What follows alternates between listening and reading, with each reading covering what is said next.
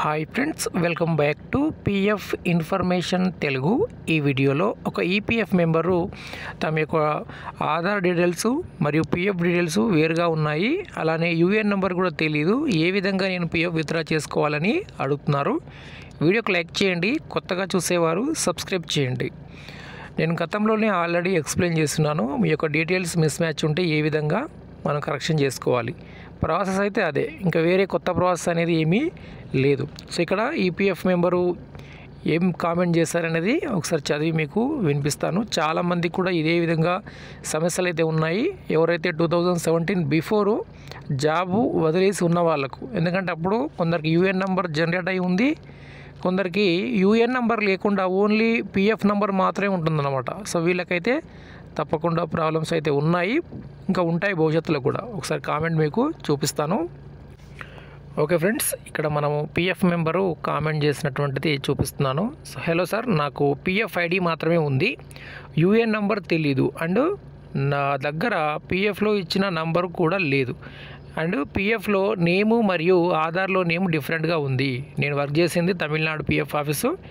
2010 నుంచి 2017 వరకు డ్యూటీ చేశాను. ఎంప్లాయర్ నుండి కూడా ఏ విధంగా సపోర్ట్ అనేది లేదు అని చెప్తున్నారు. సో ఇది వరకు ఎంప్లాయర్ దగ్గర ఎటువంటి సపోర్ట్ అనేది లేకుండే వాస్తవానికి, కానీ ప్రస్తుతం అయితే ఎంప్లాయర్ దగ్గర జాయింట్ డిక్లరేషన్ ఆన్లైన్ అనేటటువంటి ఆప్షను ఎంప్లాయర్ పోర్టల్లో ఉంది.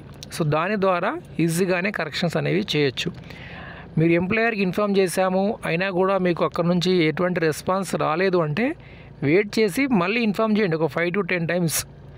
ఓకేనా, 5 to 10 టైమ్స్ ఇన్ఫామ్ చేసిన తర్వాత కూడా మీకు సరైన విధంగా మీకు ఆన్సర్ దొరకట్లేదు అంటే అప్పుడు మీరు పిఎఫ్ గ్రీవెన్స్ అనేది రేజ్ చేయొచ్చు. ఎందుకంటే ఈపీఎఫ్ మనకు క్లియర్గా ఇన్ఫర్మేషన్ అయితే ఉంది. ఏదైతే కంపెనీ వాళ్ళు రెస్పాండ్ అవ్వకుండా పిఎఫ్ డీటెయిల్స్లో కానీ లేదంటే మీ యొక్క ప్రొఫైల్ కరెక్షన్స్లో కానీ అప్డేట్ చేయకపోతే తప్పకుండా అప్డేట్ చేయాలనేటువంటి సర్క్యులర్ అయితే ఉంది. సో కాబట్టి తప్పకుండా వాళ్ళు చేస్తారు. కొన్నిసార్లు ఏంటంటే వాళ్ళ వర్క్లో వాళ్ళు బిజీ ఉంటారు, ఈ చలాను ఇవన్నీ పే చేస్తూ ఉంటారు కాబట్టి, అలానే ఎంప్లాయ్కి సంబంధించిన రిజిస్టర్స్ ఇవన్నీ మెయింటైన్ చేయాలి కాబట్టి కొంచెం బిజీ ఉండవచ్చు, కానీ తప్పకుండా చేస్తారు. ఇంకొక విషయం ఏంటంటే ఈపీఎఫ్ మెంబర్స్ అందరూ కూడా కనీసం ఒక సంవత్సరానికి ఒకసారైనా మీరు పిఎఫ్ క్లెయిమ్ అనేది చేయండి. చేస్తే ఏమవుతుందంటే ఏదైనా అప్డేట్ వస్తే, లేదంటే మీ యొక్క మెంబర్ ప్రొఫైల్లో కానీ లేకుంటే ఈపీఎఫ్ వెబ్సైట్లో కానీ ఏదైనా గ్లిచ్ ఉంటే తెలిసిపోతుంది మీకు, ఓకే ఈ విధంగా జరుగుతుందా ఈపీఎఫ్ఓలో అని.